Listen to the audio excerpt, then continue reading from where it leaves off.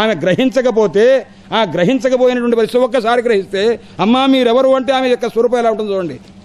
అప్పుడు స్వామి ఈ దీనురాల్ని భామతి అంటారు, నేను మీ ధర్మపత్రిని, 36 సంవత్సరముల క్రితం మనకు వివాహమైంది స్వామి, ఒక్కసారి గుర్తు తెచ్చుకోండి అన్నది. అమ్మా మహామేధా సంపన్నుడు కాబట్టి కొద్దిగా గుర్తు వస్తున్నదమ్మా, అప్పటి నుంచి ఎక్కడున్నావు? ఇక్కడే ఉన్నావా స్వామి, మీ సేవ చేసుకుంటున్నాను అన్నాడు. అరే ఇంత సేవ చేశావే, నీకేదైనా ఉపకారం చేస్తాను అని చెప్పి ఈ గ్రంథమునకు నీ పేరు పెడతానమ్మాయి అని చెప్పి అనుగ్రహించారు. అప్పుడు భామతి అని ఆమె పేరు. ఇప్పుడు పుస్తకంలో ఎక్కడైనా భామతీకారుడు అంటుంటారు తప్ప వాచస్పతి మిశ్రుల వారు అనలేరు, ఎందుకంటే కొద్దిగా కఠినంగా ఉంటుంది కాబట్టి భామతి భామతి భామతి భామతి ప్రస్థానం అని ఒక ప్రస్థానం, ఒక మార్గం. పద్మపాదాచార్యుల వారి ప్రస్థానం, ఒక పంచపాదికా ప్రస్థానం, భామతి ప్రస్థానం ఈ రకంగా ఉంది. అంటే 12 సంవత్సరాలు సేవ చేసినటువంటి దేవహూత్యంతో అంతకు తీసిపోయినటువంటిది, అంతంటే అధికమా అన్నట్లుగా ఉన్నటువంటి ఒక దివ్యమైన మహాపతివ్రతలు ఉన్నటువంటి దేశం మనది. అందుచేత అలాంటి ఆ తల్లి తాలూకు ఈ సేవ చేసిన విధానం చూసి అమ్మా శుశ్రూషయ పరమయ పరయాచ భక్త్య, సేవ చేయొచ్చు, బాగా సేవ చేయొచ్చు, భక్తితో చేయడం చాలా కష్టం. పరమయ పరయాచ భక్త్య, ఆ శుశ్రూష చాలా శ్రద్ధగా చేశావు, భక్తితో చేశావు. అయితే నీ యొక్క శరీరం ఈ రకంగా తగ్గిపోతున్నది, అది నేను చూడలేదు, అందుచేత నీకు ఏమిటి కావాలి ఏమిటి అని అంటే ఆమె కాస్త కొద్దిగా ఆ మాటలు విని అన్యే పునర్భగవతో భవ ఉద్విజృంభ విభ్రంసితార్థరచనా కిమురుక్రమస్య సిద్ధాసి భుంక్ష్వ, నీకేం భోగాలు కావాలో కోరుకో, ఏం కావాలో ఇస్తానని చెప్పి అనేసరికి అప్పుడు ఆ మాటలు ఏవం బ్రువాణం అబలాఖిల యోగమాయ విద్యా విచక్షణం అవేక్ష. అన్నవాడు నీకేం కావాలో అడుగు, నీకేం సౌందర్యం కావాలన్నా, నీకు సంతానం కావాలన్నా, ఏం కావాలో ఇస్తాననేసరికి ఆమె ఆ మాట భర్త అన్న మాట చూడండి. గురువుగారు ఒక మాట మాట్లాడుతుంటే శిష్యుడు కాస్త గ్రహించేటప్పుడు ఎలా ఉండాలి, ఆ రకంగానే గురువుగారు ఒక ప్రశ్న వేసినప్పుడు శిష్యుని యొక్క ప్రతిస్పందన ఎలా ఉండాలి. ఏవం బ్రువాణం అబల అఖిల యోగమాయ విద్యా విచక్షణం. అసలు ఆడదేమిటో, ఆడదాని తాలూకు మాటలు తీరేమిటో, ఆమె ఏకంగా వశపరుచుకోవాలి అనుకుంటుందో ఈ విషయం అంతా తెలిసిన వాడే. అయినా కానీ నన్ను నా భర్త నీకేం కావాలో అడుగు అంటున్నాడు అనమాట. అబలాశత అఖిల యోగమాయ విద్యా విచక్షణం అవేక్ష గతాధిరాసీత్. ఈ మాట అన్న తర్వాత మానసికమైన వ్యధపోయి ఆమె అంది, స్వామి మాయాధుడు అయినటువంటి నీ యందు నేనేమనగలను, మీకు అన్నీ తెలిసిన వారే మీరు, కాబట్టి వస్తే అభ్యధా ఈ సమయ, మీరు నాకు వరం ఇచ్చారు కాబట్టి ఒక్కసారి మీ శరీర సంబంధం కలిగి దివ్యమైనటువంటి ప్రసవము అంటే ఒక సంతానం కావాలి అని. రఘువంశంలో ఒక మాట దిలీప్ మహారాజు కథ ఒకటి ఉంది. ఆ నందిని ధేను సంతోషించి ఆయన సేవకు సంతోషించి నాయన నీకేం కావాలి అని అంటే సంతానం కావాలంటే అప్పటికప్పుడు దివ్యమైన రాజకుమారుడు పుడతాడు. పుడితే వెంటనే అంత మాత్రం చేత సంతానం అవుతుంది తప్ప తన భార్య తల్లి అవుతుందా? కాదు. అందుచేత ఆయన అంటాడనమాట, అమ్మా నాకేం అక్కర్లేదు, సుదక్షిణాయాం తనయం యయాచే, నా భార్య ఎందు ఒక తనయుడు కావాలమ్మా అన్నారన్నమాట. అందుకోసం ఆ మాట అనేసరికి ఆమెకు మాతృత్వ సిద్ధి అంటే ఒక పురుషుడు ఎలా ఉండాలంటే ఆ స్త్రీ సంతోషం పడే రీతిగా కలిగి అది వంశాభివృద్ధి కలిగేట్టుగా, తనయుడు అంటే తనోతి వంశవిస్తారం కరోతీతి తనయ అని. తనయుడు అంటే ఎవరయ్యాడు, వాడు వంశవిస్తారం చెయ్యాలన్నమాట. ఆ రకంగా ఉండాలనే ఉద్దేశంతో ఆ మాట అన్నారు.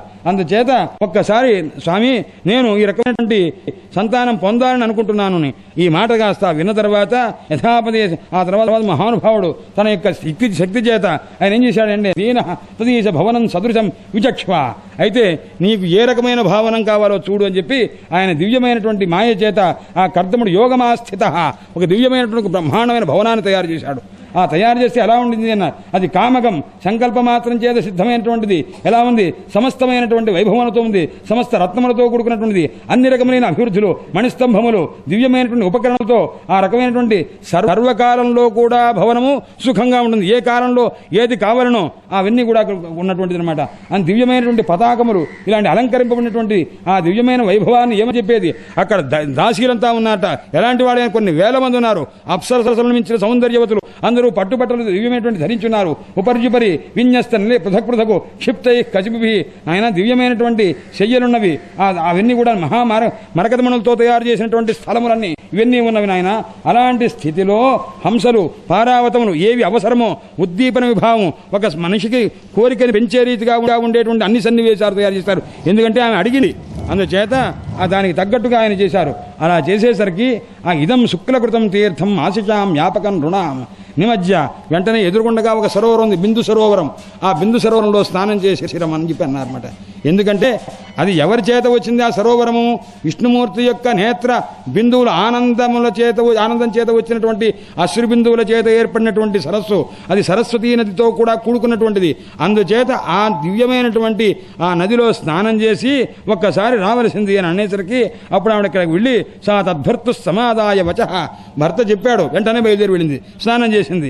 చేసిన తర్వాత అక్కడి నుంచి వచ్చేసరికి ఆ సరస్వతి యొక్క సరస్సుతో కూడుకున్నటువంటి ఆ శివజలాశయం, అంతకుముందు రుద్ర సరోవరం అని పేరుటండి. అది ఆ రుద్ర సరోవరము శ్రీ మహావిష్ణువు యొక్క నేత్ర బిందువులు ఆనంద అశ్రు బిందువులు ఎప్పుడైతే పడిందో అప్పుడు దానికి బిందు సరోవరం అని పేరు వచ్చింది. ఆ రుద్ర పేరు పోయింది అనమాట. ఆ పోయి బిందు సరోవరము అని వచ్చింట. అక్కడ కాస్త ఆ దివ్యమైనటువంటి ఆ స్వరూపంతో స్నానం చేసి వచ్చేసరికి ఎలా ఉంది? మహాయౌవనవతిగా మహాసౌందర్యవతిగా అంతఃకృశాంగి, అంతఃకృషించిపోయినటువంటి కాస్త ఆ రకంగా ఉన్నది. ఆ దివ్యమైన ఆభరణాలని అక్కడ ఉన్న దాసదాసీలంతా ఆమెకి అలంకరించి అంతా చేశారు. విరజం కృతశ్చేనం కన్యాభి బహుమానితం, ఆ ఆడపిల్లలంతా కూడా అలంకరించారు. ఆమె దివ్యమైనటువంటి ఆభరణాలు ధరించింది. ఆ బంగారు ఆభరణములు, గాజులు ఇలాంటివన్నీ కూడా ధరించి మహార్హేణ రుచకేన చ భూషితం ఆ సుల్తా శుభ్రువ శ్లక్ష్ణ స్నిగ్ధాపాంగేన, ఇంత సౌందర్యం వచ్చిన తర్వాత శృంగార భావం కూడా వచ్చింది, అభివ్యక్తమైంది. అప్పుడు ఆ భర్త దగ్గర ఉండేసరికి నిశామ్యత జోగగతిం సశంశయం ప్రత్యపద్యత, ఆయన చూడబోతే ఎలా ఉన్నాడు? ఆయన అలాగే ఉన్నాడు, యోగ స్వరూపంతో ఉన్నాడు. కొద్దిగా సందేహపడ్డది ఎలా ఉంటుందో ఏమో అని. అనేసరికి ఆయనలా ఉన్నాడు. ఆత్మనో బిభ్రతీ రూపం సంవీత రుచిరస్తనీం విద్యాధరీ సహస్రేణ, వేల మంది విద్యాధర స్త్రీలు సేవిస్తూ ఉంటే అప్పుడు ఆయన కూడా దివ్యమైనటువంటి రూపాన్ని ధరించి ఆమెతో కలిసి బభ్రాజ ఉత్కచ కుముద్గణవాన్ అపీజ్య తారాభిరావృత, ఆయన ఎలా ఉన్నాడయ్యా అన్నాడు. తారవతో కూడుకున్నటువంటి చంద్రుడే విధంగా అయితే ఉంటాడో వాళ్ళ మధ్యలో దివ్యమైన స్వరూపంతో ప్రకాశిస్తూ ఆ మహానుభావుడున్నాడయ్యా అని చెప్తూ వైశ్రంభకే సురసనే నందనే పుష్పభద్రకే మానసే చైత్రధేచ రేమే రామయారత, ఆమెతో కలిసి అనేక ఉద్యానవనములు, అనేక దివ్యమైనటువంటి భవనములు ఇలాంటివన్నీ ఆయనకి ఏది ఇప్పుడు ఉద్యానవనం దేవతోద్యానంలో ఉండాలనుకుంటే ఆ ఉద్యానవనాన్ని తయారు చేశారు. ఇంకోటి కావాలంటే చైత్రరథము, ఇలాంటివన్నీ ఉద్యానవనాన్ని అప్పటికప్పుడు సంకల్ప మాత్రం చేత సృష్టి చేసి అక్కడ కొన్ని సంవత్సరములు ఇక్కడ కొన్ని సంవత్సరములు ఈ రకంగా 9 సంవత్సరముల పాటు ఆ భార్యతోటి దివ్యమైనటువంటి విభజ్య నవధ ఆత్మానం మానవీం సురతోత్సుకాం, ఒక్కసారి కలవాలి అని కోరింది. ఆ కోరిన కారణం చూచారా? ఈ కోరింది అంటే కర్మయందు ఆసక్తి కలిగి ఉన్నది అంటే ఇది ఎవరి తాలూకు చెల్లెలు అనంటే ఉచ్చపద స్వసాం అనమాట. అంటే ఉత్తానపాదుడు కర్మయందు ఆసక్తి కలిగిన వాడు, దీని సాంసారిక విషయాసక్తి కలిగిన వాడు. అందుచేత అతని తాలూకు చెల్లెలు అనేసరికి కొద్దిగా ఈమె కూడా కోరిక కలిగింది అని చెప్పండి.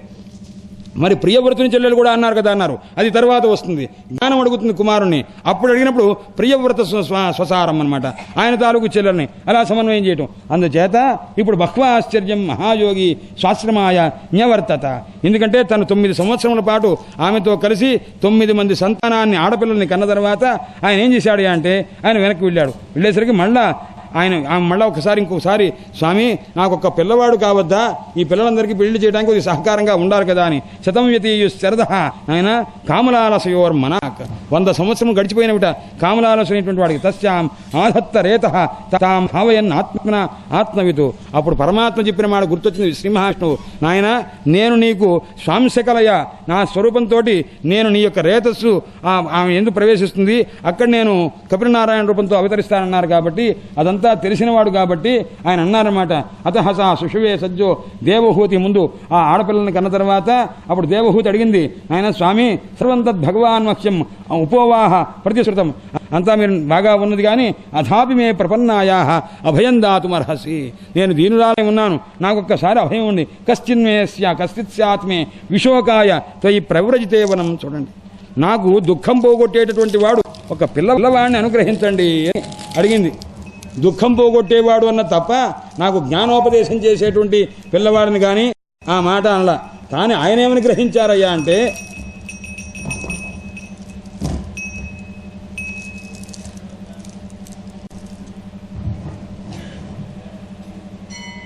విశోకాయ అన్నాడు. శోకము అంటే ఐహికమైనటువంటి శోకము అని అంటుంటారు, దుఃఖము. విశోకాయ అంటే ఇక మళ్ళా ఏ సాంసారికమైనటువంటి శోకము లేకుండా పోగొట్టి విశేషంగా నిర్మూలన చేసేటటువంటి ఒక కుమారుడు కావాలండి అన్నది. అంటే జ్ఞానప్రదుడైనటువంటి కుమారుడు కావాలని కోరినట్టు అనమాట అది. అందుచేత విశోకాయ, నాకు పూర్తిగా కూడా సంస్కారం కూడా ఉండకూడదు, శోక సంస్కారం కూడా ఉండకూడదు. అందుచేత మీరు వెళ్ళిపోతే నాకు ఎవరండి ఈ రకమైనటువంటి పరిస్థితి కలగజేసేది అనేసరికి అప్పుడు ఆయన వెంటనే ఒక కుమారుణ్ణి అనుగ్రహించేటువంటి స్థితి కలిగారట. అందుచేత అప్పుడు చెప్పిందామె, నేహతత్యత్కర్మ ధర్మాయ నా విరాగాయ కల్పతే నా తీర్థపద సేవాయి జీవన్నపి మృతోహి సహా. స్వామి, ఎవరైతే ఉద్ధరించేటటువంటి స్థితి కలిగిన వ్యక్తి ఉండడో అప్పుడు జీవించినది పోయిన వాని కిందే లెక్క. అందుచేత సాహం భగవత హనుమనం వంచిత మాయయాదృఢం.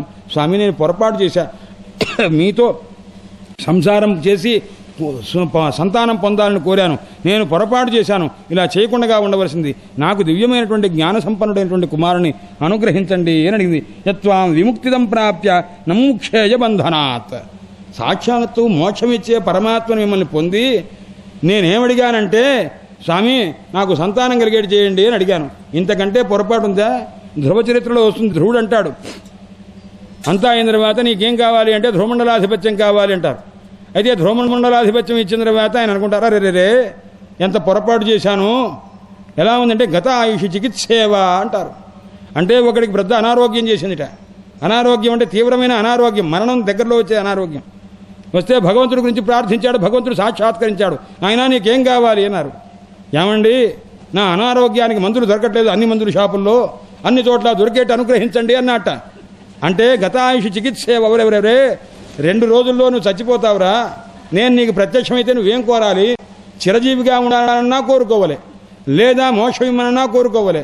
అలాంటి స్థితిలో ఆ మందులు దొరకట్లేదండి, ఆ మందులు కన్ని చోట్ల ఆ డిస్ట్రిబ్యూట్ ఎయిడ్ చేయండి అన్నట్టుగా ఇలాంటి పిచ్చి మాటలు ఏమిట్రా? అలాగే సాక్షాత్తు మోక్షమిచ్చే జనార్దనుడు, జనం అంటే జన్మను అర్ధయతి నాశయతి జనార్దనుడ, అలా జనార్దనుడు ప్రత్యక్షమైతే నేనేమడిగాను అంటే ఫల్గు ప్రయోజనం కలిగినటువంటి ఒక మండలాధిపత్యాన్ని అడిగాను. నేను ఎంత పొరపాటు చేశాను? ఆ రకంగా నేను బాధపడుతున్నది. ఇంత సాక్షాత్తు కర్దముడు ఇంద్రియములను నిగ్రహించి పరమాత్మను సాక్షాత్కరించుకున్నాడు. 6 నెలలు తపస్సు చేస్తే పరమాత్మ ప్రత్యక్షమయ్యారు, 1000 సంవత్సరం తపస్సు చేశారు, పరమాత్మ ప్రత్యక్షమయ్యారు. అలాంటి స్థితిలో నేను మిమ్మల్ని మోక్షం కోరమని జ్ఞానం ఉపదేశం చేయమని అడగకుండగా మీరు ఇప్పుడు వెళ్ళిపోవడానికి సిద్ధంగా ఉన్నారు, సన్యాసం తీసుకొని వెళ్ళిపోవటానికి. అలాంటి మిమ్మల్ని నేను పొరపాటున సాంసారిక సుఖాన్ని కోరాను, కాబట్టి నన్ను రక్షించండి, క్షమించండి అని ఆ రకంగా ప్రార్థించింది. శ్రీమద్భాగవతే మహాపురాణే తృతీయ స్కంధే కాపిలేయోపాఖ్యానే 3వ హరయే నమః హరయే నమః హరయే నమః. ఇప్పుడు మైత్రేయులు వారు చెప్తున్నారు, ఆయన ఇప్పుడు ఆమె కలిగినటువంటి భావం ఎటువంటిది అన్నాడు, నిర్వేదము. అందుచేత ఆమె నిర్వేదవాదిని, మహా నిర్వేదంతో మాట్లాడినటువంటి ఆ మనువు యొక్క కూతురైనటువంటి ఆ దేవహూతి మాటలు విన్నాడు, మహాదయాళు అయ్యాడు, కృషించిపోయి ఉన్నది, ఆ పరమాత్మ యొక్క స్వరూపాన్ని ధ్యానం చేస్తున్నది. అందుచేత ఆయన కూడా పరమాత్మను ధ్యానం చేస్తూ ఆయన తనకు చెప్పారు కుమారుడుగా పుడతానని. ఆ విషయం గుర్తు తెచ్చుకున్నాడు. ఓహో, ఇంకొక సంతానం కలగదగినటువంటి యోగ్యత ఈమెకున్నది అని గ్రహించిన వాడై ఆయన అన్నాడు, మాఖితః రాజపుత్రి. చూడండి, అడిగినప్పుడు బ్రహ్మాండంగా ఆదరంగా మాట్లాడ, రాజపుత్రి నీకు ఆ కోరిక వంట మంచిది ఏది? ఆ 9 మంది కుమార్తెలు కలిగేంత మటుకు నువ్వు కోరుకున్నావు, సరే సంతోషం. ఇటుపైన ఇత్థం ఆత్మానం ప్రత్యనిందితే భగవాంస్తే అక్షర గర్భం అదూరాత్ సంప్రపత్స్యతే. భగవంతుడు చాలా తొందరలో నీకు కుమారుడుగా పుడతారు, అది గుర్తుపెట్టుకో. నువ్వు చాలా వ్రతాన్ని ధరించి ఉన్నావు. దమేన నియమేన చ తపో ద్రవిణ దానైశ్చ శ్రద్ధయా చ ఈశ్వరం భజ. ఈశ్వర సేవ చేయి. ఎలా చేయాలి అన్నాడు, నిగ్రహం చేత, నియమం చేత, తపస్సు చేత, వస్తువుల్ని దానం చేయడం చేత ఆ భగవంతుని యొక్క సేవ చేయి. ఎలా? శ్రద్ధయా. మధుసూదన సరస్వతి స్వామి వారు అంటారు, ఏమిటయ్యా నువ్వు రాసింది అన్నాడు. శ్రద్ధాధనేన మధుసూదనేన కర్తవ్య శాస్త్రనిచయం రచితాతి యత్నాత్. నాయన నీ దగ్గర ఏముందయ్యా, పుస్తకం రాస్తున్నావు. శ్రద్ధాధనేన, నా దగ్గర పెద్దగా డబ్బు ఏం లేదయ్యా, కానీ ఆ డబ్బు ఒకటి మాత్రమే ఉంది. అదేమిటంటే శ్రద్ధ అనే ధనం ఉంది అని అనమాట. శ్రద్ధాధనేన మునినా మధుసూదనేన సంగృహ్య శాస్త్ర నిచయం రచిత అతి యత్నాత్. కష్టపడి రాశానండి, శ్రద్ధాధనాన్ని వెచ్చించి రాశానండి. ఏం రాశావు అంటే అద్వైత సిద్ధి. అద్వైత సిద్ధి గ్రంథం రాశాను. అది దేవునికి ఏమిటయ్యా ఉపయోగం? ముదే బుధానాం. పండితులందరూ మహా సంతోషపడతారండి అన్నారు. ఆ అద్వైత సిద్ధి రాసినటువంటి మధుసూదన సరస్వతి స్వామి వారి యొక్క పాండిత్యం ఎవరికి తెలుసునయ్యా అన్నారు. ఒక్కళ్ళకి మాత్రమే తెలుసు, రెండో వాడికి తెలియదు. ఎవరు వారు అంటే సరస్వతికి. మరి సరస్వతి యొక్క పాండిత్యం ఎవరికి తెలుసు అయ్యా అన్నారు. ఒక్కరికే తెలుసు, మధుసూదన సరస్వతికి, ఇంకెవరికి తెలియదయ్యా అన్నమాట. అలాంటి మహానుభావుడు అనమాట మాట చెప్పింది. అందుచేత మా ఖైదో రాజపుత్రీర్థం, కాబట్టి పరమాత్మ యొక్క దివ్యమైన సేవ చేసుకో, అదృష్టవంతురాలు నీవు అని చెప్పి ఆ మహానుభావుడు అనుగ్రహించాడు. దేవహుత్యపి సందేశం గౌరవేణ ప్రజాపతే. ఆ కర్దమ ప్రజాపతి చెప్పినటువంటి దివ్యమైన సందేశాన్ని స్వీకరించి శ్రద్ధతోటి కూటస్థుడైనటువంటి అభజద్గురుం పరమాత్మను ధ్యానం చేస్తున్నది. ఇలా చాలా కాలం గడవగా ఒకనొకడు భగవాన్ మధుసూదన. చూడండి, అన్ని సాభిప్రాయ శబ్ద ప్రయోగములు. ఎందుకన్నారయ్యా ఈ మాట? మధుసూదన ఆవిర్భవించాట కుమారుడుగా. ఎవరు? మధుసూదన. మధు అంటే రాక్షసుడు, దాని సూదన చంపినవాడు. ఇప్పుడు లోపల ఉన్నది ఏమిటయ్యామనుకుంటే అజ్ఞానం అనేటువంటి రాక్షసుడు ఉన్నాడు. వాడిని సూదన చంపేవాడు. లోకంలో 50 మందికి ఉన్నటువంటి అజ్ఞానం అనేటువంటి అసుర సంహారం చేసే పరమాత్మ జ్ఞానరూపమైనటువంటి స్వరూపాన్ని అనుగ్రహిస్తూ ఆవిర్భవిస్తున్నారు. అందువల్ల మధుసూదన కర్దమం వీర్యమాపన్న.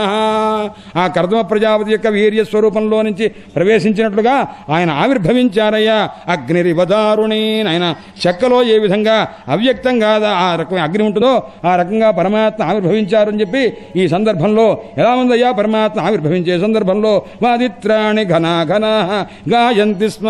జ్ఞానావతారం కపిలావతారం ఎప్పుడైతే ఆవిర్భవించిందో ఆ ఆవిర్భవించిన సమయంలో దివ్యమైనటువంటి గంధర్వులు మొదలైనటువంటి వాళ్ళంతా నాదం చేస్తున్నారు. దేవతలు పుష్పవృష్టి కురిపిస్తున్నారు. ప్రసేదుశ్చది సర్వా అంభాంశీల. భగవదావిర్భావ ఘట్టంలో దివ్యమైనటువంటి వర్ణన ఎక్కడుంది అన్నాడు. ఇక్కడ ఉంది. ఇంకో చోట ఎక్కడ అన్నాడు? కృష్ణావతార ఘట్టంలో ఉంది, మధ్యలో ఎక్కడా లేదు. పరమాత్మ ఆవిర్భావ కాలం ఇది జ్ఞానావతారము, అది పరిపూర్ణావతారము. అందుచేత అథ సర్వగుణోపేత కాల పరమశోభన. నాయన దివ్యమైనటువంటి కాలం అయ్యాడు. ఎప్పుడు? బహుళ కృష్ణ శ్రావణ రావణ బహుళ అష్టమి నాయన. ఎందుకయ్యాను? అథ సర్వగుణోపేత. ఇన్ని గుణములు కాదు, అన్ని గుణాలు అక్కడే ఉన్నవిట. ఇక్కడ శ్రావణ బహుళ అష్టమి నాడు అర్ధరాత్రి సమయంలో ఉందయ్యా. ఏమిటి? కాల, ఇటువంటి కాలం ఉన్నావు. పరమశోభన, శోభనమైన కాలం కదా అన్నారు. కాదు నాయన, పరమశోభన. అదేమిటయ్యా?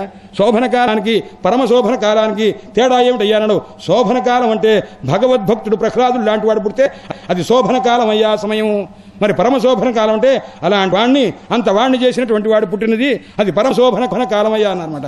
అందుచేత అలాంటి ఆ మహానుభావుడు జ్ఞానస్వరూపుడైనటువంటి కపిలనారాయణ యొక్క అవతారంలో ప్రసేదుశ్చ దిశ సర్వాహ ఈ పదాలన్నీ అక్కడ వస్తాయి అనమాట. అందువల్ల తత్కర్దమాశ్రమపదం సరస్వచ్చ పరిస్థితం స్వయంభూ. చూడండి ఆ ఆశ్రమం ఎలా ఉంది అన్నాడు. సరస్వతీ నది చేత కూడుకున్నటువంటి ప్రదేశం అది. అక్కడ ఏముంటుంది? జ్ఞానస్వరూపమే ఉంటుందన్నమాట. అందుచేత వాళ్ళందరూ కూడా వచ్చి భగవంతం పరం బ్రహ్మ. ఆ మహానుభావుడు వచ్చాడు. నాయన వింటున్నావా విదురా అని అంటున్నారు. అంటుంటే స్వామి వింటున్నానని అత్యంత శ్రద్ధగా అన్నాడు. శత్రుహన్న. ఆ విదురుని చూసి మధ్యలో ఆయన సంబోధిస్తున్నాడు. శత్రుహన్, శత్రువులను సంహారం చేసేవాడా వింటున్నావా నాయన అన్నారు. అంటే శత్రువు అంటే ఎవరున్నారు? ఇప్పుడు ఆయనకి అజ్ఞానం ఉంది. అజ్ఞానం నేను శత్రువుని సంహారం చేయాలని ఆయన మామూలు శత్రువుని సంహారం చేయడం. ఇలాంటి మాటలు పరీక్షన్ మహారాజుని అనేక సార్లు సుఖయోగుల వారు అంటుంటారు. అనేక సార్లు ఉంటే ఓహో నాయనా కొద్దిగా నిగ్రహం కలిగినటువంటి వాడై ఆ రకంగా ఆకలి తప్పికలు చేయించినటువంటి వాడై సుఖంగా ఉన్నాడయ్యా అంటాడు. అనేసరికి వెంటనే పరీక్ష మహారాజు గదగద వణికిపోతున్నాడు. ఒరే ఒరే ఒరే ఒరే ఇంత మాట అంటే నేను ఆకలి తప్పికల నిగ్రహం లేకుండా ఆ మహానుభావుడి యొక్క మెడలో చచ్చిన పామును వేశాను కదా, నేనంత హీనుణ్ణి దీనుణ్ణి అని గుర్తుపెట్టుకొని జాగ్రత్తగా వింటున్నట. ఆ రకంగా ఇవన్నీ కూడా చెప్తూ ఉంటారు మధ్య మధ్యలో. అందుచేత అందుకోసమే శ్రీమద్ భాగవతం శాస్త్రం సుఖశాస్త్ర కథోజ్వలం. ఆయన శాస్త్రంగా చెప్తే అర్థం కాక అయోమయంలో పడిపోతామని సుఖశాస్త్ర కథోజ్వలం కథారూపంగా చెప్తున్నారు. నాయన వినండి అంటున్నారు. సభాజయన్ విశుద్ధేన చేతసా తచ్చికీర్షితం ప్రహృష్యమాణైరసుభిః కర్దమం చేదమభ్యధాతు. కర్దముడితో అన్నాట నాయన బ్రహ్మోవాచ త్వయామే ప్రతిస్తాత. అప్పుడు చెప్తున్నాడు ఆ పరమాత్మ, నాయన నీవు నా యొక్క సేవ చేశావు. ఏతావచ్చేవ.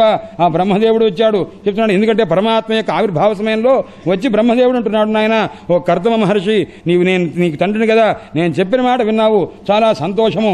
ఎన్మే సంజగృహే వాక్యం భవాన్ మానదమానయన్ ఏతావచ్చేవ శుశ్రూష.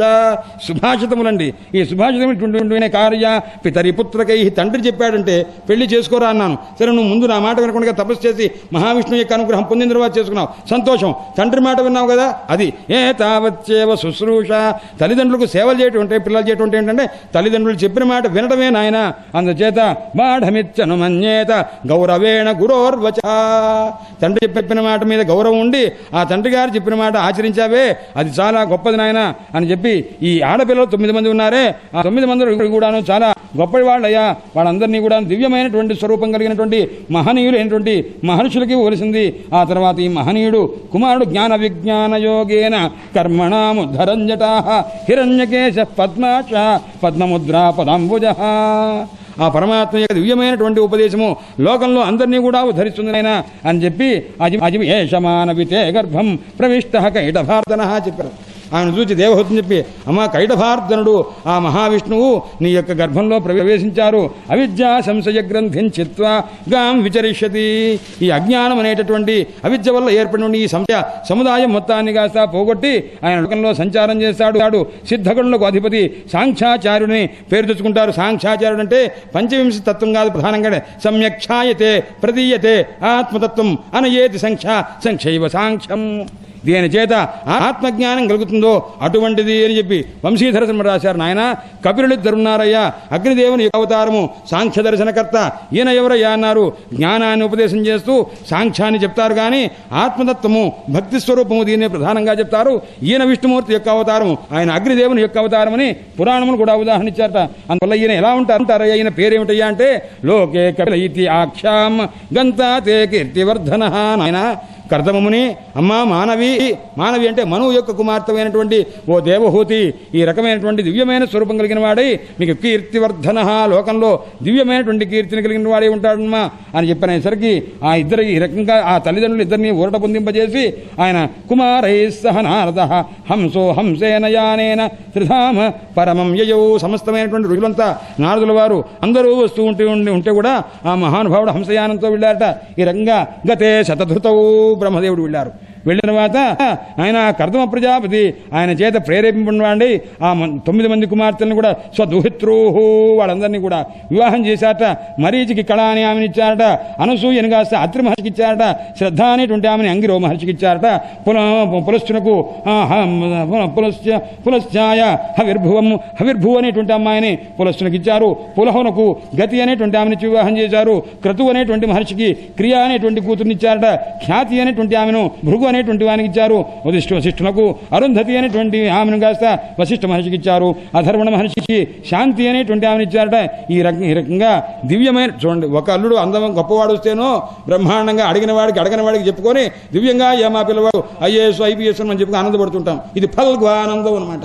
ఆయన ఇది ఎటువంటిది అన్నాడు. చూడండి, ఆ ఋషులటువంటి వాళ్ళు, ఆ ఋషులు అటమంది వచ్చి ఈ 9 మంది కుమార్తెలను చేసుకొని వాడు కాస్త ధన్యులైపోయారట. అందుచేత నిప్రనిషభన్ కృతోద్వాహాన్ సదారాన్ సమలాలయతు. వీళ్ళందరూ వివాహం చేసుకున్నారు. సదారాన్ దారా అంటే ఎవరు, భార్య అనమాట. అందుకోసమని మహానుభావుడు చెప్పాడు, సరస్వతి వారి శ్లోకం అండి. అందుచేత దారాన్ విధేహే ఉదారాన్ కరుణాపూరాన్ కరాబ్జధృతకీరాన్ హీరాలంకృత హారాన్ జగదాధారాన్ విభావయే ధీరాన్. సరస్వతి అమ్మవారి పేరు అది, ఆ స్తోత్రం అది. దారాన్ విధేహే.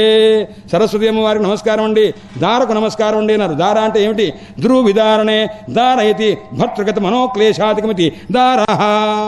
భర్తకు ఉన్నటువంటి మానసికమైనటువంటి సాంసారికమైన క్లేశాలు పోగొట్టేది కాబట్టి ఆమెకు దార. అది పుంలింగంలోనే ఉంటుంది, అది బహువచనంలోనే ఉంటుంది. ఇలా సంస్కృతంలో ఒక పురుషుడికి నిత్య బహువచనాంతంగా ఉండేది లేదండి, ఆడవాళ్ళకే నిత్య బహువచనంగా పెట్టి పుంలింగంలో చెప్పారు దారాన్ విధేహే. బ్రహ్మదేవుడి యొక్క సృష్టి ప్రక్రియలో కష్టం ఉంటే కష్టాన్ని పోగొట్టింట. ఉదారాన్, నా తల్లి అమ్మ నాకు ఇంత కావాలంటే అంత ఇస్తుందిట. ఉదారాన్ కరుణాపూరాన్, అంత ఎక్కువ ఎందుకు ఇస్తుందమ్మా అన్నారు. కరుణాపూరాన్ మహాదయాళుత్సవం కలిసి తల్లి. కరాబ్జధృతకీరాన్, ఏమిస్తుందయ్యా అంటే చేతిలో చిలుక పెట్టుకుందిట. నాయన నువ్వు మాట్లాడితే సర్వావర్జకమైనటువంటి వాక్కు నీకు వస్తుందిరా. ఎలాగా అంటే దీనికి అవ్యక్తంగా ఉంటుంది, సరిగ్గా మాట్లాడలేదు. కానీ ఇది మాట్లాడితే దీనిలాగా ఎవరు మాట్లాడలేరు, చూసుకోండి రా అబ్బాయి అని చెప్పి ఆ మాయను కాస్త అధిగమించేటువంటి విధానం అని మాయా అనేటువంటి చిరురూపంతో ఉంది కాబట్టి నన్ను గనక జ్ఞానం చేత ఈ విద్యను కనుక పొందినట్లయితే ఈ మాయను జయిస్తారు సుమా అని కూడా చెప్తూ ఒక మాయా స్వరూపమైనటువంటి ఒక సుఖాన్ని ధరించిందిట.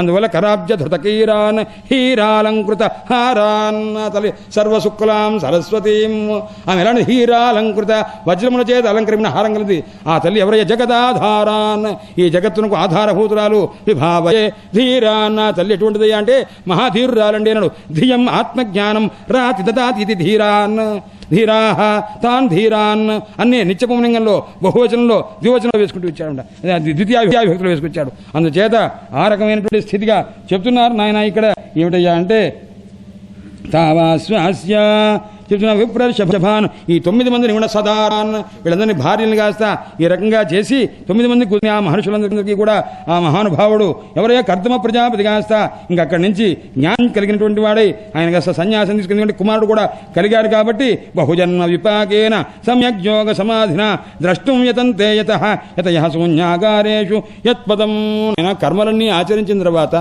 విరక్తి కలిగి చిత్తశుద్ధి కలిగి విరక్తి కలిగి ఏ దివ్యమైనటువంటి స్వరూపాన్ని పరమాత్మ యొక్క స్వరూపాన్ని అన్వేషించడానికి బయలుదేరతారో ఆ రకమైనటువంటి స్థితి వచ్చిందా సయేవ భవానజ్జహేళనన్ నగణయ్యన గృహేషు జాతో గ్రామ్యాణాం యః స్వానాం భక్షపోషణ నాయన మమ్మల్ని రక్షించడానికి వచ్చామని చెప్పి ఆ మహానుభావుడు ఏం చేశాడు అంటే ఆ కర్దమ ప్రజాపతి ఆ కుమారుణ్ణి కాస్త కపిల నారాయణ స్వరూపాన్ని ఆ కుమారుడుగా పొందినటువంటి వాడై తాన్యేవ తేభిరూపాణి రూపాణి భగవంస్తః తవ యాని యాని చ రోచంతే స్వజనానాం అరూపిణః స్వామి ఏ ఏ రూపంతో నీవు అప్రాకృతమైనటువంటి దివ్య స్వరూపం కలిగినటువంటి వాడివి ఈ రకంగా మాకు దర్శనమిచ్చి చతుర్భుజమైనటువంటి అలౌకికమైనటువంటి రూపాన్ని మాకు అనుగ్రహించావు స్వామి. నీ కాస్త పరమా పండితులంతా ఏమనుకుంటారో అంటే తత్వబుభుత్సయా తత్వం తెలుసుకుందామనే ఉద్దేశంతో అందరూ కూడా నీ యొక్క పాదపద్మను సేవిస్తూ ఉంటారు స్వామి. అలాంటి నీ దివ్యమైనటువంటి రూపం కలిగినటువంటి వాడివి నీకు నమస్కారం చేస్తున్నామని చెప్పి పరం ప్రధానం పురుషం మహాంతం దివ్యమైనటువంటి స్వరూపము అని చెప్పి ఆయన కాలస్వరూపుడుగా జ్ఞానస్వరూపుడుగా ఆయన్ని ప్రార్థన చేసి ఆస్మాభివృచ్ఛద్యపతిం జనానాం త్వయావతీర్ణన్న ఉతాప్తకామః పరివ్రజతు పదవీమాస్థితోహం స్వామి.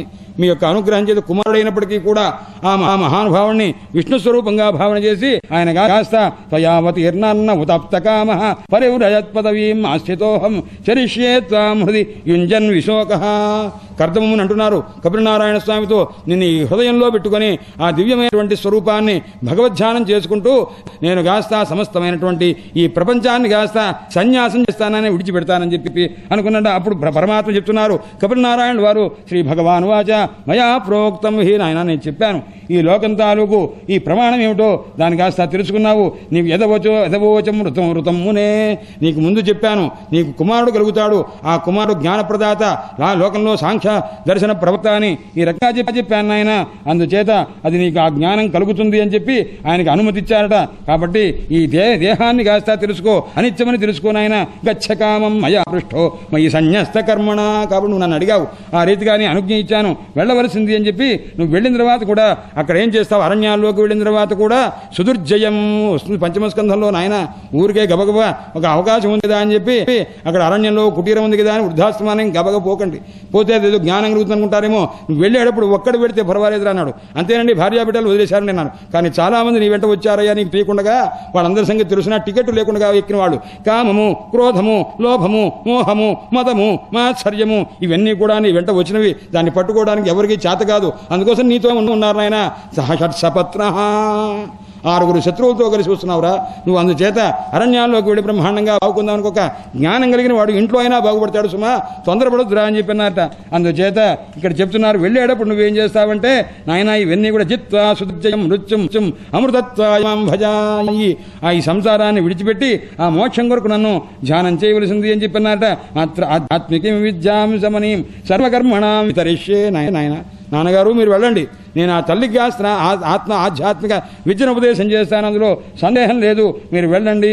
ఏ రకంగా ఈ దివ్యమైన తల్లికి ఉపదేశం చేసేటువంటి ఈ జ్ఞాన కాండ ఏదైతే ఉందో దానివల్ల లోకమందరూ కూడా ధన్యులవుతారు సుమా అని అన్నారట. మైత్రేవాచ ఈ రకంగా ఆ కపిలుడు కర్దమ ప్రజాపతికి చెప్పి అప్పుడు ప్రదక్షిణే కృత్యతం ప్రీతో వనమేవ జగామహ కపిలనారాయణ స్వామి ఈ రకంగా చెప్పంగానే ఆ కర్దమ ప్రజాపతి చేశాడంటే కుమారుడు చుట్టూ 3 సార్లు ప్రదక్షిణ చేశాడు. ప్రదక్షిణ చేసి భగవత్ స్వరూపంగా అది తెలుసు కాబట్టి తెలిసిన తర్వాత పనిచే కృష్ణ పరమాత్మ కుమారుడు కదా అనుకున్నప్పుడు చాలా చాలా అనుకున్నారు.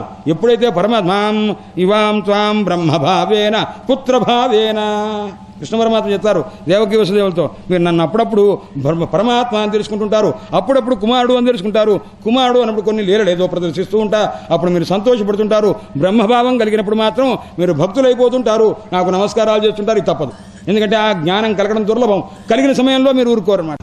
అందుచేత ఆ రకంగా చూస్తారన్నట్టుగా ఇప్పుడు ఏం చేసి సాక్షాత్తు జ్ఞానోపదేష్ట.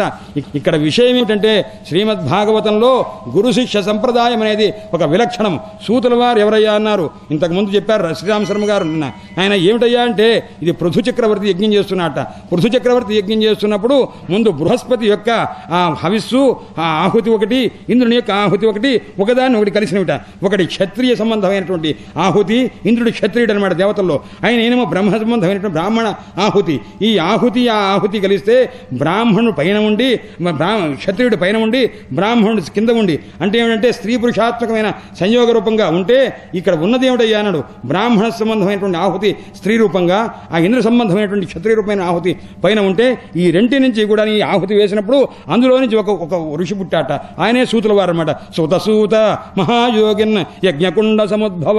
ఆయన యజ్ఞకుండంలో పృథు చక్రవర్తి యజ్ఞం చేస్తుండగా ఆ యజ్ఞకుండంలో పుట్టినటువంటి ఓ సూత మహానుభావ అని ఆయన. అందుచేతనే అలాంటి మహానుభావుడు ఇంతమంది కూడా సౌనకాది మహర్షులు, ఋగ్వేదాచార్యుడు అంతటి మహానుభావుడు యజ్ఞం చేస్తుండగా వస్తే ఏం చెప్పారయ్యా అంటే నాయన నీకేం కావాలో చెప్తా అన్నారు. అంటే వాడు కర్మ కంటే కూడా గొప్పది ఏదైనా ఉందా అంటే ఆ విషయాన్ని చెప్తున్నారట. అందుచేత ఇక్కడ గురువు ఎవరయ్యా అంటే సూతుల వారు చెప్తారు. ఇక్కడ మధుసూదన సరస్వతి స్వామి వారు ఒక గొప్ప విషయం రాశారు. నాయన ఏమిటయ్యా మధ్యలో గురువుల్లో ఉత్తమ గురువు, మధ్యమ గురువు, అధమ గురువు అంటున్నారు ఏమిటండి? ఇలా ఉంటారా శిష్యుల్లో? ఉత్తమ శిష్యుడు, మధ్యమ శిష్యుడు, అధమ శిష్యుడు ఉంటారన్నాడు నాయన. ఉంటారు నాయన. ఎలాగే అంటే జ్ఞాన విరాగాభ్యాం మధ్యమోత్తమ భేదత ఉంటారు నాయన. వాడికి ఉత్తమమైనటువంటి జ్ఞానం ఉందనుకో వాడు ఉత్తమ గురువు, ఉత్తమ జిజ్ఞాస అనుకో ఉత్తమ శిష్యుడు. ఖచ్చితంగా ఉంటుంది. భేదం లేకుండా ఎలా ఉంటుంది? వ్యవహారంలో ఖచ్చితంగా భేదం ఉంటుంది అనుకో. అందుచేత వాళ్ళకి ఎలాగయ్యా అంటే యజ్ఞంలో ఖాళీ సమయంలో మాకు ఏదైనా చెప్పండి అన్నారు. ఇది 3వ రకమైందనమాట. తాత్పర్యంగా ఇది తప్ప నాకు ఇంకేం వద్దండి అని అడగలేదుగా, అది 3వ రకమైన వాళ్ళు. మరి అలాంటి వాళ్ళు అడిగితే సమాధానం చెప్పుకుంటూ అటు తిరుగుతూ వచ్చి ఇక్కడ చెప్పదగిన 3వ రకమైన గురువు గారయ్యా. మరి 2వ రకమైన ఇంతకంటే గొప్ప గురువు ఎవరయ్యా అన్నాడు. ఆయన నారద మహర్షి గొప్పయ్యా అన్నారు. వ్యాసుల వారు అన్నారు. వ్యాసుల వారు జ్ఞానావతారం. నారద మహర్షి ఎవరయ్యా అన్నారు. దేవఋషి మానవ ఋషి దగ్గరికి వచ్చారు ఏమిటండి, ఈయన ఆయన దగ్గరికి వెళ్ళొచ్చు కదా అన్నారు. వెళ్ళలేదయ్యా. ఎందుకయ్యా అంటే ఈయన సాక్షాత్తు నారాయణాంశ కలయా, శ్రీమన్నారాయణమూర్తి యొక్క అంశతో ఉన్నారు. ఇంకా ఎక్కడ ఉన్నారయ్యా అంటే ఆ నారద మహర్షి ఎక్కడికి వచ్చారు అంటే తల్లిగారు ఉన్న చోటుకు వచ్చారట. ఎక్కడికి? సరస్వతి నదీ తీరంకి వచ్చారట. సరస్వతి అమ్మవారు కదా, అమ్మ దగ్గరికి తాను రావాలి. అందుకోసం దేవలోకంలో నుంచి మనుష్యలోకంలోకి వచ్చారు. ఇంకా ఎందుకు వచ్చారయ్యా అన్నారు. ఆ వరుస చెప్పుకుంటూ వెళ్ళిపోవటమే. అందుచేత నారాయణాంశకలై, అందుకోసమని ఆ దేవఋషి మానవుషి దగ్గరికి వచ్చి ఉపదేశం చేశారు. ఇద్దరు భగవంతుని యొక్క అంశావతారాలే, ఒకరు జ్ఞానావతారం, ఒకరు కళావతారం. ఈ రకంగా ఉంటే కూడా ఈయన ఆయనకి చెప్పారు. ఏం చెప్పారయ్యా అన్నారు. నాయన నీవు కృష్ణ కథా ప్రధానమైనటువంటి తత్వం రాయలేదు కాబట్టి నా అతి ప్రసీదత్ హృదయ.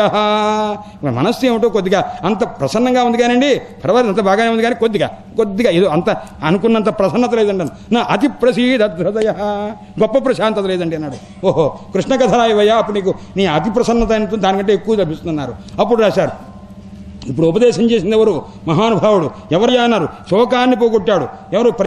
సుఖయోగేంద్రుల వారి యొక్క వ్యాస మహర్షి యొక్క శోకాన్ని పోగొట్టారు. అంటే ఇంతకు ముందు ఇది గొప్పదా అది గొప్పదా అనుకునే వాళ్ళ భ్రాంతిని పోగొట్టేటటువంటి ప్రవచన విధానంలో ఉన్న గురు శిష్యుల వైరాగ్యం కంటే కూడా ఆ మనసులో ఏదో ఒక రకమైనటువంటి ఒక బాధ కలిగి ఆ శోకాన్ని పోగొట్టేటటువంటి గురువు గొప్ప. అంతకంటే అందుచేత అది తెలుసుకోవాలనే జిజ్ఞాస కలిగిన శిష్యుడు గొప్ప. ఇక్కడ అంతకంటే వైరాగ్యం ఉందన్నాడు. మరి పరీక్షన్ మహారాజుకి సుఖయోగేంద్రుల వారికి ఏనో అంటే నాయన ఆ వైరాగ్యము ఆ గొప్పతనము ఇంకా ఎవరికి లేదయ్యా అన్నాడు. ఆయన ఎటువంటి వాడు? ఏ సమాధులకు నిర్వికల్పక. ఆయన వ్యాసుల వారు ఎవరండి అన్నారు. బ్రహ్మజ్ఞానండి అన్నారు. మరి సుఖయోగేంద్రుల వారు అన్నారు బ్రహ్మదర్శండి అన్నారు. బ్రహ్మదర్శికి బ్రహ్మజ్ఞానికి తేడా ఏమిటండి? బ్రహ్మజ్ఞానం కలుగుతుంది. ఇదంతా మిథ్యా అని తెలుసుకోవడం. ఇదనమాట. అంతా పరమాత్మనే తెలుసుకోవడం, ఇది బ్రహ్మదర్శి యొక్క లక్షణం. అందుకోసం పరమాత్మ సుఖయోగేంద్రుల వారు అంతటా పరమాత్మ దర్శనం చేశారట. అందుచేత ఆయన బ్రహ్మదర్శి, ఈయన బ్రహ్మజ్ఞాని, తండ్రిని మించినటువంటి కొడుకయ్యా ఆయన. ఎందుకయ్యా అలా ఉంటారండి ప్రపంచంలో? తండ్రిని మించిన కొడుకు ఎందుకున్నారండి? కుండలలో కుండె నీళ్లు పడతవి. కుండలో పుట్టిన అగస్త్యుడు సముద్రం అంతా నీళ్లు తాగలేదా? మరి కొడుకు తాగలేదండి. అతిరిచ్యతే సుజన్మ కశ్చిన్నిజేన చరితేన. దానికోసం ఎక్కడ కుంభ సంభవ అంబోధిం. ఆయన కుంభ సంభవుడు, అంబోధిం కుంభ పరిమితమంభ కుంభ సంభవ అంబోధిం. ఆయన కుంభంలో ఎంత, కుండలో ఎంత పడుతుంది? కుండ నీళ్ళు పడతాడు. మరి కుంభంలో పుట్టినవాడు ఎంత నీళ్లు తాగుతాడు? అంటే అంబోధిం, సముద్రం తాగలేదా? అందుకోసమని ఆయన బ్రహ్మజ్ఞాని. అందుచేత ఆయన రెండవ రకమైనటువంటి శిష్యుడు. ఇక్కడ ఈ కుమారుడు ఏమయ్యాడు? ఆయన గురువు అయ్యాడండి. మరి పరీక్షన్ మహారాజు అన్నాడు. పరీక్షన్ మహారాజు ఉత్తమమైనటువంటి శిష్యుడండి, ఉత్తమాధికారండి అని ఈ రకంగా చెప్తూ ఉన్నారన్నమాట. అందుచేత ఆయన ఇక్కడ చెప్తున్నారు, మయా ప్రోక్తం లోకస్య తన్మే జన్మ లోకేస్మిన్ మూషూడా దురాశయాలు. నాయన చెప్తున్నాడు ఇక్కడ. కపిలేన ప్రజాపతి నమస్కారం చేశాడు. నాయన ఆ కుమారుడికి నమస్కారం చేశాడు. అందుచేత అక్కడ గురువు ఎవరయ్యా ఇక్కడ అంటే ఆయన కుమారుడు గురువయ్యి, తండ్రి గాని తల్లి గాని ఇద్దరు శిష్యభావ ఆపన్నులై ఉన్నారన్నమాట. ఇది విశేషం ఇక్కడ. ఈ తర్వాత వస్తుంది అక్కడ తల్లిగారు గురువై ఉంటుంది, కుమారుడు శిష్యుడవుతాడు. 4వ స్కంధంలో వస్తుంది. ధ్రువోపాఖ్యానంలో నిర్హంకృతి నిర్మమస్య నిర్ద్వంద్వ సమదృక్స్వదృక్వృత్యక్ ప్రశాంతధి ధీహి వీర ప్రశాంతోర్మిరిబోధి. వాసుదేవుని యందు పరమాత్మ యందు ప్రత్యేగాత్మ స్వరూపుడు ఆ పరమాత్మ యందు భక్తిభావం కలిగినటువంటి వాడై ఆ సమస్తమైన సాంసారిక బంధనాన్ని విడిచిపెట్టినటువంటి వాడై కృతార్థుడయ్యాడయ్యా ఆ మహానుభావుడు. కర్దమముని ఇచ్ఛాద్వేష విహీనేన సర్వత్ర సమచేతసా భగవద్భక్తియుక్తేన ప్రాప్త భాగవతీ గతి. అన్నిటికంటే భాగవతీ గతి. మోక్షం అంటారే, ఆ మోక్షం యొక్క స్వరూపాన్ని ఇస్తున్నారట. ఇది భాగవతీ గతి, పరమాత్మ స్వరూపాన్ని పొందాడయ్యా కర్దమముని అని చెప్పి శ్రీమద్భాగవతే మహాపురాణే కాపిలేయే 4వింశోధ్యాయః అథ 5వింశోధ్యాయ. హరయే నమః హరయే నమః హరయే నమః. ఇచ్ఛననుసరించి ఆ మహానుభావుడు శరీరధారణ చేసి అనేక లీలలన్నింటినీ కూడాను అనుగ్రహించారు. అందులో కూడాను అన్నీ తెలుసుకోవాలనేటువంటి ఉద్దేశం ఉన్నది. కాబట్టి ఆ భగవంతుని యొక్క దివ్యమైనటువంటి ఆ ప్రబోధ, ఆ సుధని కాస్త అనుగ్రహించవలసింది. ఆ తల్లికి ఏ రకంగా ఉపదేశం చేశారో చెప్పండి అని అడిగారు. సూతులు వారు చెప్తున్నారు, నాయన శౌనకాది మహర్షులారా, ఆ వ్యాసుని యొక్క స్నేహితుడైనటువంటి మైత్రేయ మహర్షి విదురుడితో చెప్పారు. ఏమని అంటే, ఆయన తండ్రి గారైనటువంటి కర్దముని అరణ్యానికి వెళ్ళిపోయిన తర్వాత తల్లికి సంతోషాన్ని కలిగించాలనే ఉద్దేశంతో బిందు సరోవర తీరంలోనే భగవంతుడు కబిరనారాయణ రూపంతో ఉన్నారు. అయితే ఆయన ఒకసారి కూర్చున్నప్పుడు ఆ మహానుభావుడు కుమారుడు ఆయన దగ్గరికి వచ్చి తల్లి అయినటువంటి దేవహూతి ఒక్కసారి ఆ పరబ్రహ్మదేవుని యొక్క మాటలు స్మరిస్తూ ఉన్నది. ఏమనంటే, స్వామి నేను చాలా నిర్వేదం పొందాను. ఎందుకు అంటే ఈ చెడ్డవైనటువంటి విషయలాలస కలిగినటువంటి ఇంద్రియముల్ని సంతోషం పెట్టడం కొరకు చాలా నేను తపనపడ్డాను. దానివల్ల వాటిని సంతోషపెట్టే ప్రయత్నం చేస్తూ నేను అజ్ఞానంలో మునిగిపోయాను. అలాంటి అజ్ఞానం నుంచి రక్షించగలిగినటువంటి మహానుభావుడు నీవు. నాకు ఈ జన్మలో లభించినటువంటి దివ్యమైనటువంటి స్వరూపానివి నీవు. కాబట్టి భగవంతుడు అయినటువంటి నీవు నాకు ఏ రకంగా ఈ సమ్మోహం పోతుందో దాన్ని నీవు చెప్పవలసింది అని. నాకున్నటువంటి ఏ దోషముందో, ఒక అవగ్రహము అంటారు, అంటే ప్రతిబంధకము. ఏమిటా ప్రతిబంధకము? అహం మమ, అహంకారము మమకారము అని ఉన్నవి. ఒకప్పుడు జనక మహారాజు దగ్గరికి సుఖయోగినుల వారు వెళ్ళారు. వ్యాసుల వారు చెప్పారు, నాయన నాకు వచ్చినంతా నేను చెప్పాను నాయన అన్నారు. నాన్నగారు మీరు చెప్పింది చాలా నాకు తెలుసు, ఇది కాకుండా ఏమన్నా ఉంటే చెప్పండి అన్నారు. అయితే ఇంతకంటే చెప్పవలసింది జనక మహారాజు దగ్గరికి వెళ్ళు అన్నారు. మిథిలా నగరానికి వెళ్ళారు. తెల్లవారుజామున 3 వేళప్పుడు దిగారట. అక్కడ ఒక ఆలయం దగ్గర ఒక చిన్న అరుగుంటే అరుగు మీద పడుకున్నారు.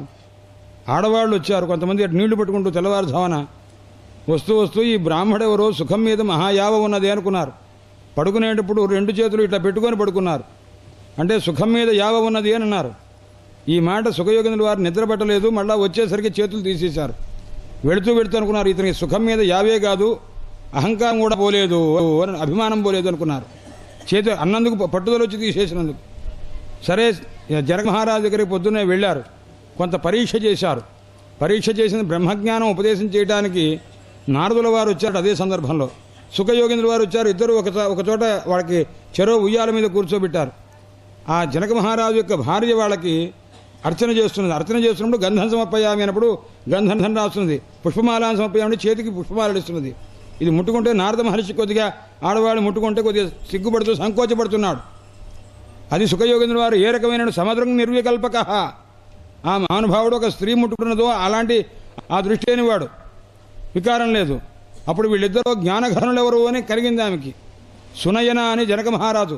జనక మహారాజు అంటే సీతాదేవి యొక్క తండ్రి అని మాత్రమే కాదు, ఇలా జనకులు ఆ వంశంలో ఉన్న మిథిలేశ్వరులందరికీ జనక అనే పేరు ఉంటుంది. ఒక్కొక్క కల్పంలో ఒక విధానం.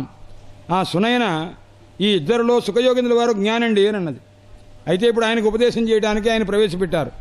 అంతా జ్ఞానోపదేశం చేసిన తర్వాత సుఖయోగేంద్రుల వారు స్వామి గురుదక్షిణిస్తాను అన్నారు. నాకు అక్కర్లేదు, ఉన్నదే వదులుకున్నాను స్వామి, మీరు వచ్చి చదువుకున్నారు, అదే గొప్ప విషయం అని అన్నారు. కాదు, ఏదో ఒకటి అడగండి ఇస్తాను అన్నారు ఆయన. అంటే ఈ ప్రపంచంలో పనికి మాలినది ఏదైనా ఒక వస్తువు ఉంటే తీసుకొచ్చి ఇవ్వండి అన్నారు.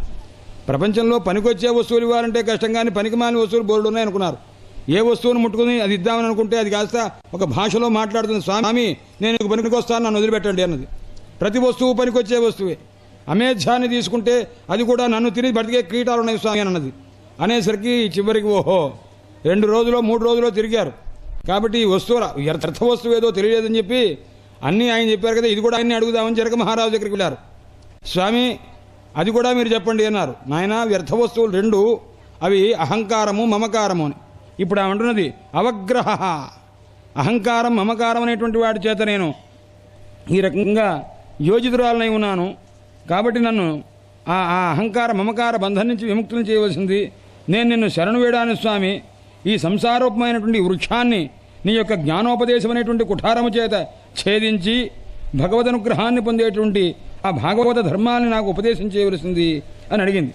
అడుగుతూ ఆమె అన్నది ఈ రకమైనటువంటి మాట నాకు ఎలా తెలియాలి అంటే, నేను యోషితు, నేను స్త్రీని స్వామి, స్త్రీనికి ఏ రకంగా అర్థమవుతుందో ఆ రకంగా చెప్పవలసింది అని ఆ తల్లి అడిగినటువంటి మాట విని సమస్తమైనటువంటి జీవులకు మోక్షాన్ని ఇచ్చేటటువంటి దివ్యమైనటువంటి ఆత్మజ్ఞానాన్ని ఉపదేశం చేస్తున్నారు కొద్దిగా చిరునవ్వుతోటి. భగవంతుడు చెప్తున్నారు, అమ్మ ఆధ్యాత్మికమైనటువంటి యోగం ఉన్నది, అది భాగవతంలో ఎక్కువగా పుంసాం, ఈ ఉపదేశం వల్ల పురుషులకు ఉన్నది. పురుష శబ్దం జీవమాత్రవాచి, జ్ఞానాన్ని కోరుకునే జీవులందరికీ కూడా చెప్పేటువంటిది అనమాట.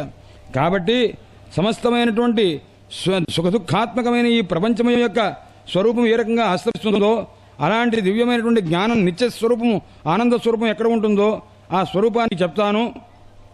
ఇదివరకు నన్ను ఆశ్రయించినటువంటి మనుషులు అనేక మంది, ఋషీణాం శ్రోతుకామానాం, ఎంతమందో తపస్సు చేస్తే ఎన్ని వేల సంవత్సరంలో, అలాంటి వాళ్ళకి నేను ఈ ఉపదేశాన్ని చేశాను. ఆ చేసిన దాన్నే నీకు మళ్ళా చెప్తున్నాను, వినవలసింది. ఎందుకంటే మనస్సు అనేటువంటిదే బంధకము, ఇదే జ్ఞానం జిజ్ఞాస కలిగినది మోచకమవుతుంది. కాబట్టి గుణమునందు ఆసక్తి కలిగినటువంటి వాడు బద్ధుడవుతాడు, ఆ గుణాన్ని కాస్త విడిచిపెడితే వాడు ముక్తుడవుతాడు అని ఈ రకంగా తెలుసుకోవలసింది. ఇది అహమ్మమాభిమానములు అయితే ఉన్నవో అవి కాస్త కామలోభావులన్నింటినీ కూడాను ప్రేరణ చేసేవి. అది ఎప్పుడైతే పోతుందో అప్పుడు జ్ఞానాన్ని పొందినటువంటి వాడై ఆ దివ్యమైనటువంటి స్థితిని పొందుతాడు అని చెప్పి, ఇది ప్రకృతి ప్రాకృతి అంటే సత్వరజస్తమో గుణములు అని చెప్తుంది. అందుచేత ఆ సత్వరజస్తమో గుణములకు అధిష్టానభూతమైనటువంటి ఏ మాయ ఉన్నదో ఆ మాయను జయించవలసినటువంటి అవసరం ఉన్నది అని ఆ ఉపదేశం చేస్తున్నారు. యోగులైనటువంటి వాళ్ళు భగవత్ప్రాప్తి కొరకు ఏం చేస్తారయ్యా అన్నాడు. శ్రీ విష్ణుమూర్తి యొక్క దివ్యమైనటువంటి భక్తితో సమానమైనటువంటి సాధనం వేరే లేదు అని అనుకుంటారు. అందుచేత అందరూ కూడాను భక్తిని ప్రధానంగా స్వీకరిస్తుంటారు. అందుచేత వివేకజనులైనటువంటి వాళ్ళకు ఏది యందు ఆసక్తి ఉందో, సంసార బంధ ఛేదనలో ఏది సాధనమో ఆ సాధనాన్ని పొందుతుంటారు. హిద్దిక్షువులు అనగా సహనపరులైనటువంటి వాళ్ళు, కారుణికులైన వాళ్ళు, మంచి హృదయం కలిగినటువంటి వాళ్ళు, అజాత శత్రువులు, శాంతులు, సాధువులు, సాధుభూషణులు, వీళ్ళందరూ కూడా నా యందే భక్తిని కలిగి ఉంటారు. మొట్టమొదట భక్తిని చెప్తారు, చిట్ట చివరిలో భక్తిని చెప్తారు, మధ్యలో కొన్ని విషయాలు చెప్తారు. ఇది ఇందులో ఈ కపిల దేవహూతి సంవాదంలో ప్రధానంగా వస్తుంది. అంటే ఇక్కడ భక్తి ప్రధానంగా కూడా చెప్పి ఉన్నారు. అందుకో కాకుండా ఈ తత్వ సంఖ్యానంలో ఉన్నటువంటి తేడా కూడా కొంత వైలక్షణ్యంగా ఉంటుంది. అది కపిల దర్శనంలాగా ఉండదు. కాబట్టి ఈ మహానుభావులంతా కూడా నా యందు భక్తి భావన చేత శ్రద్ధ కలిగి ఉంటారు. కాబట్టి సమస్తమైన సంఘాన్ని విడిచిపెట్టినటువంటి వాళ్ళై సమస్తమైన సంగదోష రహితులై ఉంటారు. కాబట్టి అలాంటి హృత్కర్ణ రసాయనమైనటువంటి భగవంతుని కథాశ్రవణం చేస్తూ కృతార్థులవుతారు సుమా అని చెప్పి అంటుంటే ఈ మాటలన్నీ విన్న తర్వాత దేవహూతి చెప్పింది, స్వామి కాచిత్వయుచిత భక్తి కీదృశీ మమ గోచర, నాకు దివ్యమైనటువంటి భక్తి అనేటటువంటిది గోచరించేటువంటి దాన్ని నాకు అనుగ్రహించవలసింది. ఏమిటంటే అన్నిటికంటే ఏ యోగము భగవంతుని యొక్క దివ్యమైనటువంటి యోగము బాణం వంటిదో అన్నారు. అంటే బాణం అంటే ఏం చేస్తుంది అంటే లక్ష్యాన్ని భేదిస్తుందిట.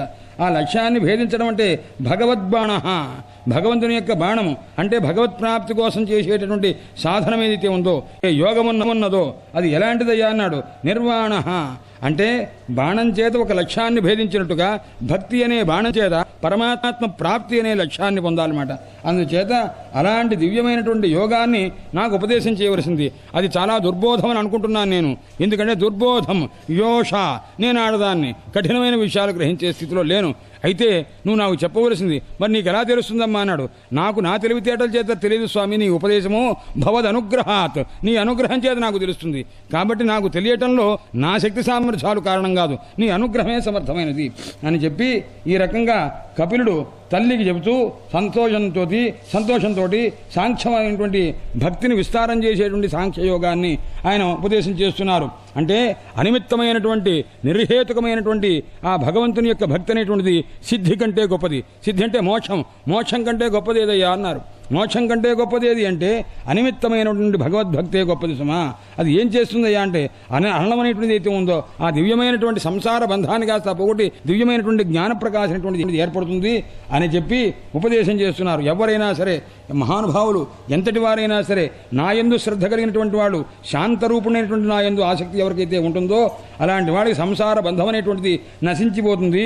ఏ మహానుభావులందరికీ కూడాను నన్ను ఆశ్రయించినటువంటి భక్తులందరికీ నేనే ఆత్మస్వరూపంగా, సుతుడుగా, స్నేహితుడుగా, గురువుగా, ఆ రకంగా దైవంగా కూడా నేనే ఉంటాను సుమా అని చెప్పి ఆ మహానుభావుడు కపిలనారాయణ స్వామి ఉపదేశం చేస్తూ ఈ లోకంలో పరలోకంలో కూడాను ఎవరైతే ఆత్మస్వరూపాన్ని నిత్యము ధ్యానం చేసుకుంటూ ఉంటారో వాళ్ళకి ఎవరికైతే ఈ ధనధాన్యాలు ధారాపత్యాలు శ్రద్ధ అది విడిచిపెట్టి ఉంటారు. విసృజ్య సర్వానన్యాంశ్చ మామేవం విశ్వతోముఖం, సప్తమైన సాంసారిక సుఖ సాధనములన్నింటినీ కూడా విడిచిపెట్టి నాయందు ఎవరైతే భక్తి కలిగి ఉంటారో భజంతి అనన్యయా భక్త్యా, అలాంటి అనన్యమైనటువంటి భక్తి చేత ఉంటారు అటువంటి వాళ్ళు కృతార్థులవుతారు సుమా అని చెప్పి నా భయం చేతనే సమస్తమైనటువంటి భూతజాతం అంతా కూడా ఉంది. మద్భయాద్ వాతి వాయు, నా భయం చేతనే వాయువు సంచారం చేస్తున్నాడు. ఈ రకంగా అన్నీ ఉన్నవి అని చెప్పి ఏ శృతులు చెప్పి ఉన్నవో భీషాస్మాద్ వాతపోతే భీషోదేతి సూర్య, ఆ విషయాలన్నీ కూడాను చెప్పారు. ఏతావానేవ లోకేస్మిన్ పుంసాం నిశ్రేయసోదేహ, ఈ రకంగా పరమాత్మ యందున్న భక్తి చేతనే సమస్తమైనటువంటి సిద్ధి కలుగుతుంది. సిద్ధి కంటే మోక్షం కంటే కూడా భక్తి గొప్పది. సిద్ధి భాగవతీ భక్తి సిద్ధేర్గరీయసి. కరపాత్ర స్వాముల వారు ఉపన్యాసాలు చెప్తూ భక్తిర్ముక్తి శతాధిక, నాయన భక్తి సంప్రదాయం భాగవత భక్తి సంప్రదాయంలో భక్తి ముక్తి కంటే గొప్పదయ్యా అన్నాడు. ఆంజనేయ స్వామి వారు అన్నారు, నాయన ఆంజనేయ అంతా అయిపోయింది, రావణాది సంహారం అయిపోయింది, వైకుంఠానికి పెడుతున్నాను, నువ్వు నాతో వచ్చేస్తావా లేదా మోక్షాన్ని పొందుతావా, వీళ్ళందరికీ మోక్షం ఇస్తున్నాను నాయన అన్నారు. స్వామి ఎదుర్ఛయా ప్రాప్తమపి మోక్షం నైచ్ఛతో, నాకు ఇస్తానని నా అంతటి నీకు ఇస్తానయ్యా మోక్షం అంటే ఆయన ఒప్పుకోలేదుట. ఎందుకయ్యా? అహం భవాన్ ప్రభు అహం దాస ఇది ఎత్ర విలుప్యతే. అదేమిటి స్వామి, నేను మీకు సేవ చేసుకోవాలి, మీకు దాసుని నేను, మీరు ప్రభువు, ఈ ద్వైత భావం అనేటువంటిది లోపిస్తే నేను తట్టుకోలేనండి, నాకు ఆ భక్తి కావాలి, మీరు భగవంతుడుగా ఉండాలి, నేను చెయ్యాలి అని అన్నమాట. ఇది భక్తి అతిశయ స్వరూపం కోసం చెప్పినటువంటి మాట తప్ప వస్తుతః మోక్షం ప్రధానం. అందుచేత అధ్యాత్మ రామాయణంలో అదే విషయం చెప్తారు. అలా అంటే వ్యవహార దశలో పూర్తిగా పరమాత్మ యొక్క స్వరూపం తెలుసుకొని పరమాత్మ ఆకారాకారితం అవ్వడానికి కొంత వ్యవధానం ఉన్న దశలో ఈ భక్తి యొక్క అతిశయాన్ని చెప్తున్నారన్నమాట. అందుచేత భాగవతీ సిద్ధి భక్తి సిద్ధేర్గయసి అని అన్నారు.